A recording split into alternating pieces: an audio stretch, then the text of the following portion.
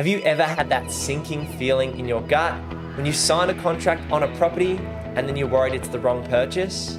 Or are you looking to buy a property and as this is one of the biggest financial decisions you'll ever make in your life, you're worried about purchasing the wrong asset? In this video, we're going to be talking about buyer's remorse. What is it?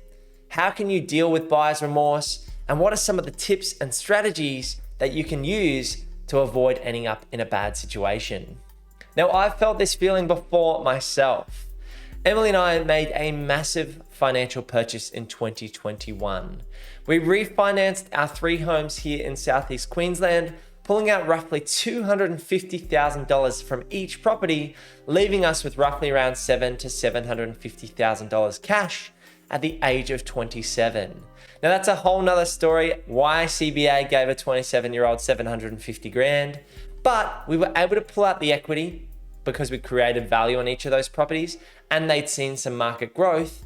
And then we had this massive amount of money that we needed to do something with. We couldn't just leave it in cash. That wasn't going to do anything for us. We needed to buy the right asset for our future, for our family to have more choices down the track. And that's exactly what this is about for me when it comes to property investing. It's about creating choices, not driving a fancy car or going on fancy holidays, or those things might be nice.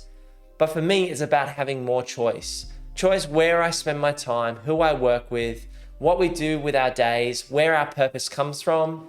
And so for me, this next financial decision was going to be massive in 2021. Now, where did we stand in spending that money? We ended up purchasing a unit block in Coffs Harbour for $1.4 million. And we spent around $500,000 of that cash purchasing that unit block for 1.4 mil. Now, this property was purchased at auction. We actually had never saw the home in person. But given that we'd been buying professionally as buyer's agents for a few years at that point, and we'd been buying personally in our property portfolio, I had the confidence at that point in time to buy sight unseen on a $1.4 million purchase as we'd gone through and done our due diligence. But I still got that sinking feeling of buyer's remorse initially when that property went unconditional. So what is buyer's remorse? It's that feeling of regret that you might have as to whether you've made the right decision or not with such a monumental purchase or such a monumental decision that you've just made in terms of your property journey.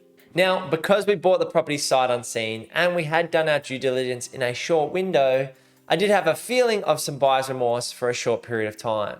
Now, what might make you lead to a buyer's remorse situation? If you're rushing into a decision, so shorter time frames for making a decision can cause you to rush and potentially make the wrong call in terms of your bigger picture. Another thing I commonly see is emotional purchasing. Whether you're making an emotional investment decision because you like a certain style of asset, or you're buying your own home and you're overspending, emotional buying can be a key cause for buyer's remorse. Another thing is ignoring the red flags and not doing your due diligence.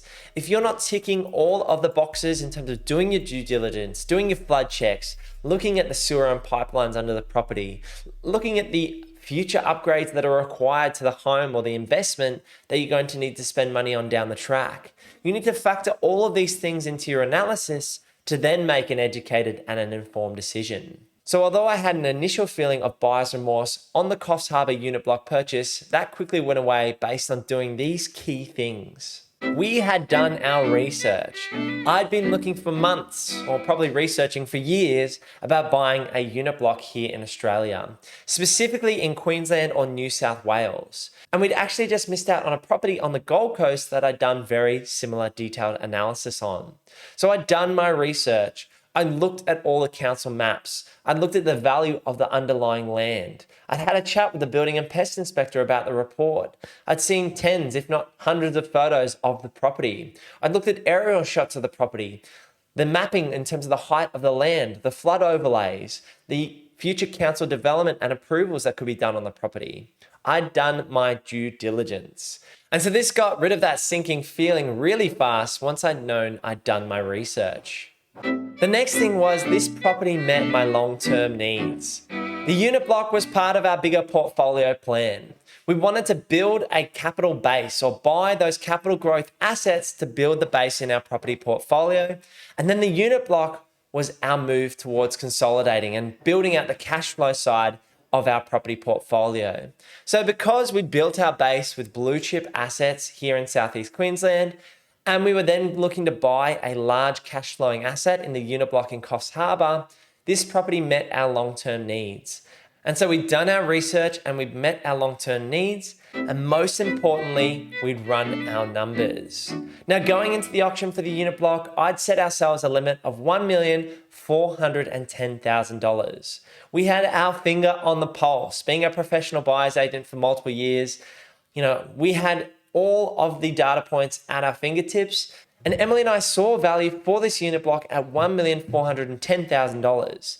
The reason for the extra 10K over the $1.4 million mark was in case anyone else had a limit at $1.4 million, that we could continue pushing in terms of the auction on this property. And it ended up paying off. The initial price guide was $1.2 to $1.3 million. Now, in my opinion, that was low and that drew in as many buyers as possible to the auction. I saw value in terms of market value around that $1.35 to $1.4 million. And I was comfortable that Emily and I could pay that $1.41 because we could add value to each of the units, renovate them, increase the rents over time. And the property is very well located, 2 kilometers from the water at Jetty Beach in Coffs Harbour and 2 kilometers from town. So in a really good position. So running the detailed numbers, looking at the cash flows, all of the income, all of the expenses, doing some sensitivity analysis, as well as looking at the initial costs. So how much capital was required to get into the deal and how much upside there was post the renovations. Running the detailed numbers took a lot of the stress out of the situation. So have you ever felt buyer's remorse? If you want a professional to help you avoid a buyer's remorse situation and you're looking to buy a property here in Southeast Queensland in the next 3 to 6 months, head over to purposeproperty.com.au to book in a free strategy session with myself. Now, there's myself and 5 staff members here at Purpose Property covering the ground as local area experts, and we're going to cover the due diligence, the analysis for you, the networking with the agents, and help you buy the right property for the right price in the right location, whether it's your own home or whether it's an investment. So head over to purposeproperty.com.au to book in a free strategy session with myself. I'd love to hear from you in the comments below. Have you ever felt that sinking feeling? When did it happen to you? And if you're interested in seeing more videos, YouTube thinks you'd really like this one, so click it over here. Thanks for sticking around. I'll see you in the next one. Peace.